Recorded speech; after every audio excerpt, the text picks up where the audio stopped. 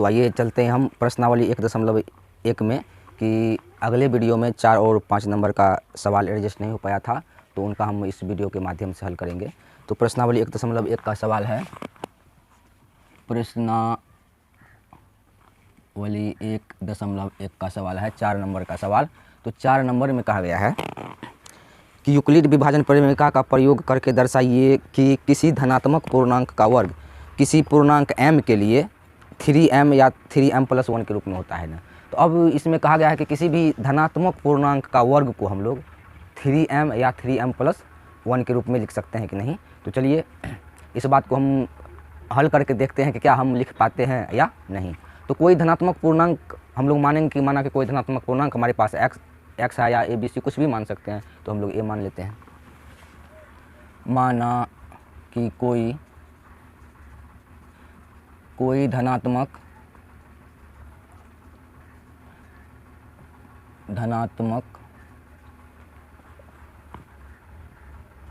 पूर्णांक a है, तब हम लोग जब कोई धनात्मक पूर्णांक मेरे पास a है, तब यहाँ एक बात देखिए कि यहाँ कहा गया कि इनके वर्ग को यानी कि a² के वर्ग को हम लोग क्या कर सकते हैं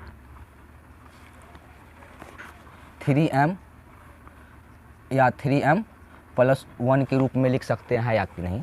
तो हम लोग देखते हैं कि पहले ही बता चुके हैं कि ये 3m हम लोग देखते हैं 3 और 3 दोनों में कॉमन है, तो ये क्या होगा, हम लोग इनको b मानेंगे, इनको हम लोग क्या मानेंगे भाजक, जिनसे हम लोग भागा करते हैं। और m यहाँ किसका काम करता है भागफल का, तो m को हम लोग q मान सकते हैं। तो अब हम लोग कह सकते हैं कि इन्हें हम लोग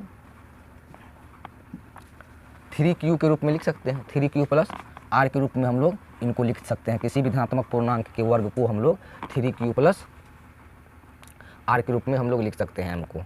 तो m के जगह पर हम लोग q ले लिए, 3 तो है दोनों में कॉमन, 3 हम लोगों का b का काम भाजक करेगा, r तो जो शेषफल बचेगा, तो हम लोग जानते हैं कि b भाजक कितना है 3 है, तो शेषफल कितना बचेंगे 0 बचेंगे, 1 बचेंगे और 2 बचेंगे। तो तब हम लोग क्या करते हैं a को हम लोग किस रूप में लिख सकते हैं, तो मान लेते हैं कि a को हम लोग 3q+r के रूप में लिख सकते हैं। तो वही हम लोग क्या करेंगे, तब इनको तब हम इसे 3q या 3q+1 या 3q+2 के रूप में लिख सकते हैं।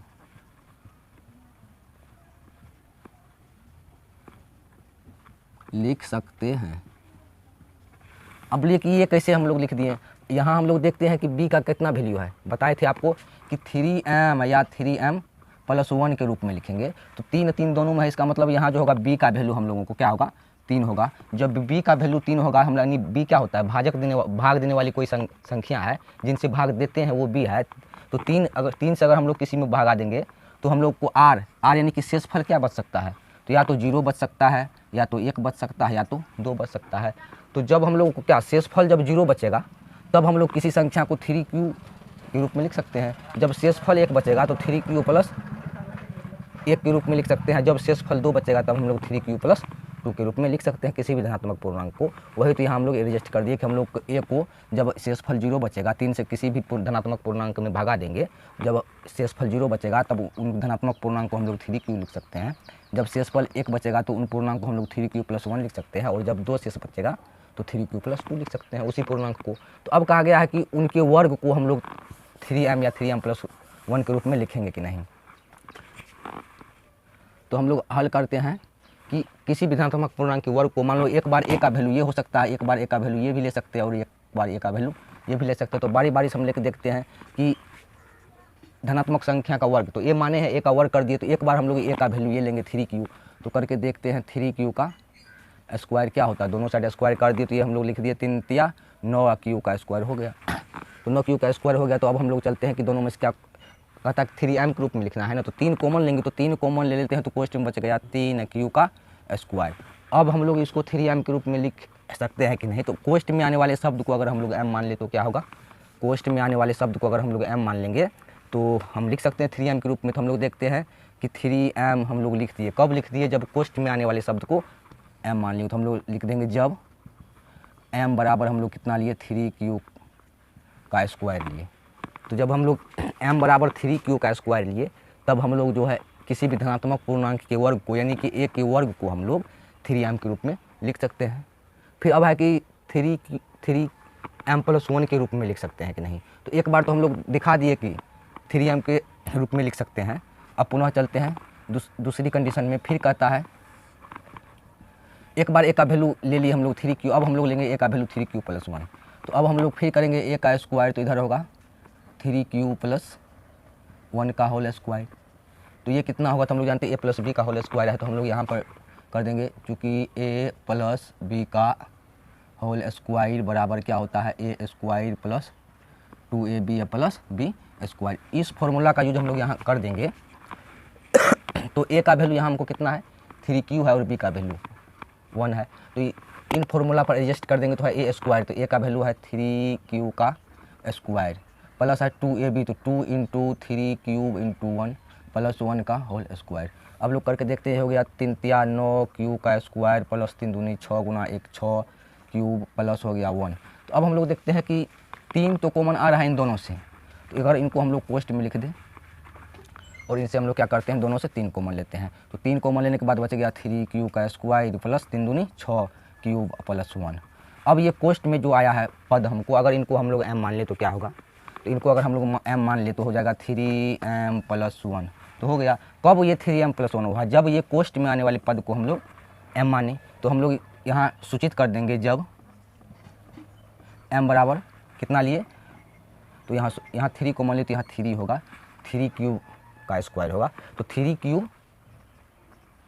क्यूब का स्क्वायर प्लस 2 ये अगर वैल्यू हम लोग ले लिए m का, तो हम लोग 3m+1 के रूप में लिख सकते हैं। तो ये दोनों तरह का संख्या को लेकर हम लोग प्रूव कर चुके हैं कि एक बार हम लोग 3m के रूप में भी किसी धनात्मक पूर्णांक के वर्ग को लिख सकते हैं, फिर दूसरी बार हम लोग क्या दिखा दिए कि 3m+1 के रूप में भी किसी भी धनात्मक पूर्णांक के वर्ग को लिख सकते हैं। चलिए अब एक तो हमको और पद बच गया है, ये इनको भी हल करके देखते हैं कि इनको हम लोग किस रूप में लिख सकते हैं।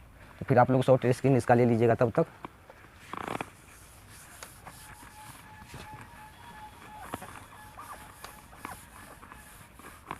अब हमारे पास पद बच गया है क्या, एक तो इनको नहीं दर्शा सके कि इनको किन रूप में लिख सकते हैं, क्योंकि a का वैल्यू ये भी है। तो चलिए हम लोग चलते हैं, अब a का स्क्वायर के जगह पर हम लोग ये वैल्यू लेते हैं a² का, तो कितना हो जाएगा 3q + 2 का होल स्क्वायर। तो ये भी a + b का होल स्क्वायर है, यहाँ आप लिख देंगे, चूँकि a + b का होल स्क्वायर बराबर a² + 2ab + b स्क्वायर। तो हम लोग देखते हैं यहाँ पर एडजस्ट करेंगे तो हो जाएगा 3 का होल स्क्वायर प्लस 2 × 3³ × 2 + 2 का स्क्वायर, ये हो चुका है हमको। तो हम लोग देखते हैं इनका रिजल्ट क्या निकलता है। ये इनका रिजल्ट होगा 3 × 9 क्यूब का स्क्वायर प्लस 2 × 6 × 12 क्यूब प्लस 2 दूनी 4। तो अब हम लोग देखते हैं कि क्या 4 को हम लोग एक टर्म आगे बढ़ाएंगे तो 3+1 कर सकते हैं। तो ये हो जाएगा 9 का स्क्वायर प्लस 12 क्यूब प्लस, इसको हम लोग 3 + 1 लिखते हैं तो कोई दिक्कत तो नहीं हुआ। फिर हम लोग देखते हैं कि इन तीनों टर्म पद में कॉमन आ रहे हैं 3, इनको हम लोग कोष्ट में बंद कर दिए। तीनों से हम लोग 3 कॉमन ले लिए, 3 लेंगे कॉमन तो ये हो जाएगा 3 का स्क्वायर प्लस 3 × 12 क्यूब प्लस 3 का 3 + 1। अब हम लोग क्या देखते हैं यहाँ कि जो शब्द कोष्ट में आया है उनको हम लोग क्या कर सकते हैं, m मान ले तो क्या रिजल्ट निकलता है। तो हम लोग देखते हैं m मान लेते हैं कोष्ट में आने वाले शब्द को, तो हो जाएगा 3m+1 हो गया। तो अब हम लोग देखते हैं कि इनको भी हम लोग क्या किए 3m+1 के रूप में लिख सकते हैं, लेकिन कब लिख सकते हैं, तो m बराबर हम लोग क्या लिए हैं, यहाँ सूचित कर देंगे हम लोग कि जब m बराबर हम लोग क्या लिए हैं 3q का स्क्वायर प्लस 4q + 1 हम लोग लिए हैं, तब हम लोग किसी भी धनात्मक पूर्णांक के वर्ग को 3m+1 के रूप में हम लोग लिख सकते हैं। तो इस बात से आप लोग संतुष्ट हो गए होंगे कि किसी भी धनात्मक पूर्णांक के वर्ग को हम लोग क्या करेंगे, या तो 3q के रूप में लिख सकते हैं, 3q में तो होगा, फिर 3q का वर्ग करेंगे तो उसको हम लोग एक्सप्लेन किए थे, तो उसमें आया था हमको 3m के रूप में लिख सकते हैं। तो किसी भी धनात्मक पूर्णांक के वर्ग को हम लोग 3m के रूप में भी लिख सकते हैं, या तो 3m+1 के रूप में भी लिख सकते हैं। और इसी बात को हमको यहाँ सिद्ध करके दिखाना था, जो कि हम लोग सिद्ध करके दिखा दिए। फिर हम लोग चलते हैं 4 नंबर का सवाल में। 4 नंबर का सवाल हो चुका, अगला सवाल 5 नंबर का होगा। 5वां नंबर का सवाल है। 5वां नंबर का सवाल कहा गया है कि यूक्लिड विभाजन प्रेमिका का प्रयोग करके दर्शाइए कि किसी धनात्मक पूर्णांक का घन 9m प्लस 1 या 9m प्लस 8 के रूप में होता है कि नहीं। तो अब यहाँ कहा गया है कि किसी भी धनात्मक पूर्णांक का घन, तो अभी हम इनसे पहले हम लोग वर्ग दिखाए कि किस रूप में लिख सकते हैं। यहाँ पर कहा गया है कि किसी भी धनात्मक पूर्णांक के घन को हम लोग 9m या 9m प्लस 1 या 9m प्लस 8 के रूप में लिख सकते हैं कि नहीं। तो चलिए इनको हम लोग आगे हल करके देखते हैं कि क्या होता है। तो सबसे पहले हम लोग मानते हैं कि माना कि कोई धनात्मक पूर्णांक ए है मेरे पास। तो सबसे पहले चलते हैं, माना कि कोई धनात्मक पूर्णांक ए है। अब कहा गया है इसके घन को हम लोग, इनके घन को लिखेंगे 9m या 9m प्लस 1 या 9m प्लस 8 के रूप में, इनके घन को लिखेंगे इस रूप में। तो फिर हम लोग देखते हैं कि यहाँ तीनों टर्म में कॉमन क्या है, 9 है। तो तीनों टर्म में 9 जो कॉमन है, तो हम लोग यहाँ b बराबर 9 भी मान सकते हैं। b का वैल्यू 9 भी हम लोग क्या करेंगे, मान लेंगे। लेकिन b का वैल्यू 9 लेने से क्या होगा, हम लोगों का समीकरण हम लोगों का बहुत बड़ा हो जाएगा। तो इनको हम लोग शॉर्ट फॉर्म में लेने के लिए, छोटा समीकरण बनाने के लिए, जिनसे कि हम लोग को आगे हल करने में कोई परेशानी नहीं हो, तो इनसे भाजक जो अभी हम लोग 9 ले सकते हैं, तो इनसे चेंज करके लेते हैं। तो चेंज क्या करते हैं, तो हम लोग देखते हैं कि 9 जो है किनके टेबल में आता है, किस पहाड़ा में 9 आता है। तो हम लोग देखते हैं कि 3 का जो पहाड़ा होता है उनमें 9 आता है। तो अब इनको हम लोग 3 भी ले सकते हैं। तो अब हम लोग क्या करेंगे, b का वैल्यू क्या कर सकते हैं, इनके जगह पर 3 ले लेंगे। अब 3 ले लेंगे यानी भाजक मेरा 3 होगा, तो q तो कुछ होगा ही ना, भागफल तो कुछ हो सकता है। तो भागफल जब कुछ हो जाएगा, यहाँ हम लोग भागफल कुछ हो सकता है, यानी q 1 2 3 4 5 कोई भी मान हो सकता है। और तब r हम लोगों को क्या बचेगा, जब हम लोग b बराबर 9 की जगह पर 3 ले लिए, तब r क्या बचेगा, आप लोग खुद देख सकते हैं कि r या तो 0 होगा, या तो 1 होगा, या तो 2 होगा। तब हम लोग किसी धनात्मक पूर्णांक को a को क्या लिख सकते हैं, जब 3q के रूप में हम लोग लेंगे कि 3 भाजक लेंगे तो 3 से भगा देंगे तो एक बार 0 शेष बचेगा। तो जब शेष 0 होगा तब हम लोग a को क्या लिख सकते हैं कि 3q प्लस 0 बराबर 3q। तो एक बार हम a को क्या लिख सकते हैं, 3q। अगर शेषफल 1 हो गया तो उसी हम लोग a को क्या लिख सकते हैं, 3q प्लस 1। या जब शेषफल 2 हो गया तो हम लोग उसी a को क्या लिख सकते हैं, 3q प्लस 2। तो वही बात करते हैं, तब हम लोग a को क्या लिख सकते हैं, माना कि कोई धनात्मक पूर्णांक a है, तब इसे हम 3q या 3q प्लस 1 या 3q प्लस 2 के रूप में लिख सकते हैं, इसके रूप में लिख सकते हैं।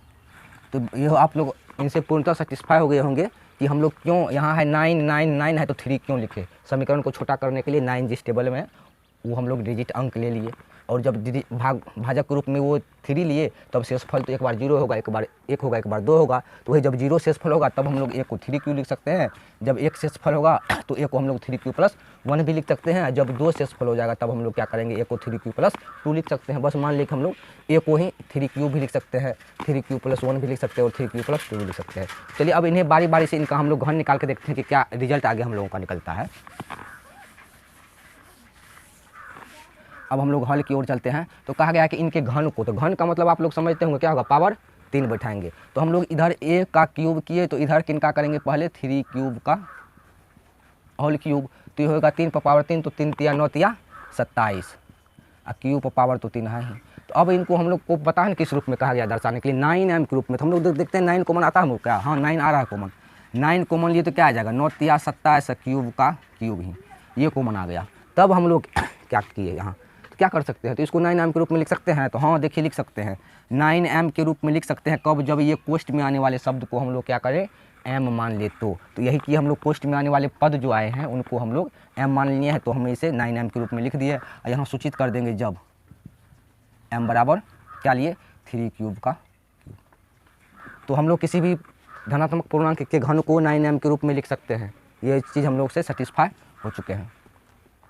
दूसरी बार क्या कहा गया है, अब तो हम लोग इनको दिखाए ना, इनको देखते हैं किन रूप में लिख सकते हैं।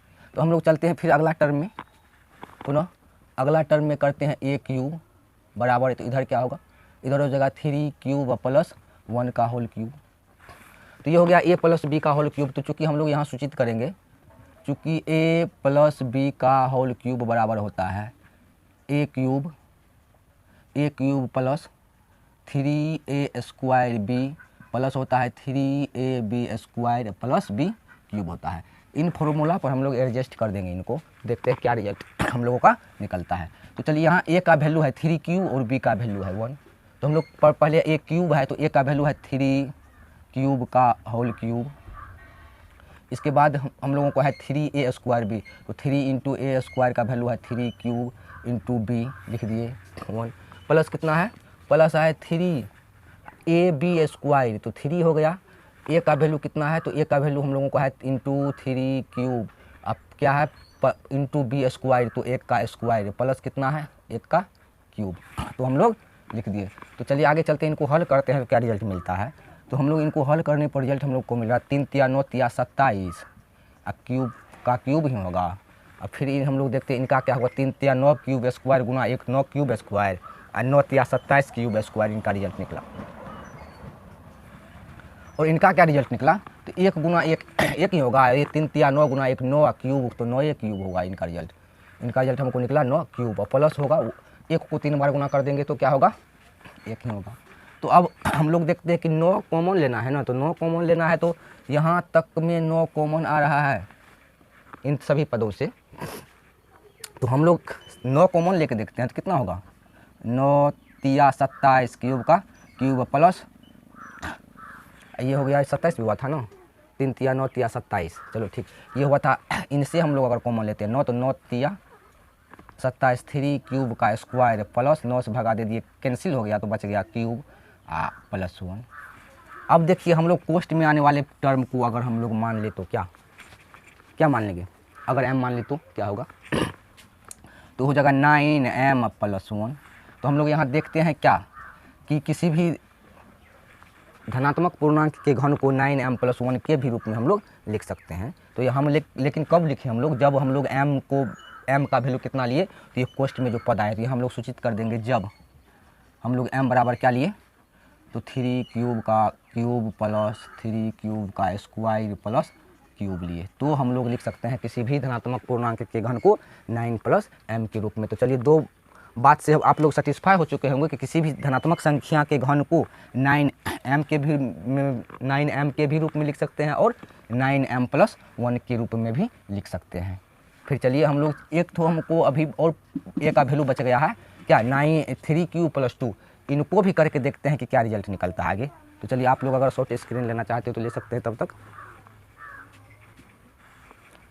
चलिए इसको हम लोग अब मिटाते हैं, चलते हैं एक वैल्यू हमारे पास और बच गया है दिखाने के लिए किस रूप में लिख सकते हैं। अब जो मेरे पास a का वैल्यू बच गया है, ये बच गया है, इनको दिखाएंगे। तो फिर हम लोग a क्यूब करते हैं एक तरफ, दूसरी तरफ इनका जो वैल्यू है कितना है 3 क्यूब प्लस 2 का होल क्यूब कर देते हैं। तो ये भी तो हो चुका है a प्लस बी का होल क्यूब, चूँकि a प्लस बी का होल क्यूब बराबर फॉर्मूला होता है a क्यूब प्लस जो पहले भी बता चुके हैं 3a square b plus 3ab square plus b cube होता है। ये फॉर्मूला है, यहाँ पर हम लोग इस पर एडजस्ट करेंगे इनको। तो हम लोगों का a का वैल्यू 3 क्यूब है और b का वैल्यू क्या है 2 है, तो हम लोग एडजस्ट करते हैं a क्यूब, तो हो जाएगा 3 क्यूब का whole cube plus 3 into a का वैल्यू होगा 3 क्यूब का होल स्क्वायर इंटू b का वैल्यू होगा 2, इसके बाद प्लस होगा 3 इंटू a, तो a का वैल्यू है 3 क्यूब इंटू b का वैल्यू है 2 का स्क्वायर प्लस हो जाएगा b क्यूब 2 का क्यूब। हम लोग इसको एक्सप्लेन करके देखते हैं क्या होता है। तो चलिए हम लोग 3 तिया 9 तिया 27 क्यूब का क्यूब जोड़ 3 तिया 9 इसका होगा वैल्यूशन 3 तिया 9 तिया 27 दोनों, ये तो 54 हो गया, क्यूब का स्क्वायर हो गया, प्लस कितना होगा ये, तो प्लस होगा ये 3 तिया 9, ये 2 दूनी 4 9 चुका 36 क्यूब का, तो क्यूब ही रहेगा। इसके बाद इधर 2 दूना 4 दूनी 8 इसका वैल्यूशन हो गया। तब हम लोग आगे देखते हैं कि कॉमन आ रहा है 9 कॉमन अगर लेना है तो हम लोग देखते हैं 9 कॉमन आ रहा है, इन तीनों पद से कॉमन आ रहा है 9, तो हम लोग 9 लेके देख सकते हैं। 9 कॉमन लिए तो हम लोग हो गया कि 9 लिए तो 9 तिया 27 क्यूब का होल क्यूब प्लस 9 छाके 54 क्यूब स्क्वायर प्लस 9 चुका 36 क्यूब प्लस 8। तो अब हम लोग कोष्ट में आने वाले पद को अगर हम लोग m मान ले तो क्या होगा, तो हम लोग देखते हैं कि ये 9 कोष्ट में आने वाले सभी पद को m माने हैं तो लिख सकते हैं 9m अब प्लस उधर 8 है हमको बचा हुआ यहाँ, तो 9m + 8 के रूप में हम लोग लिख दिए। लेकिन कब लिखे, जब हम लोग m का वैल्यू कितना लिए दर्शा देंगे।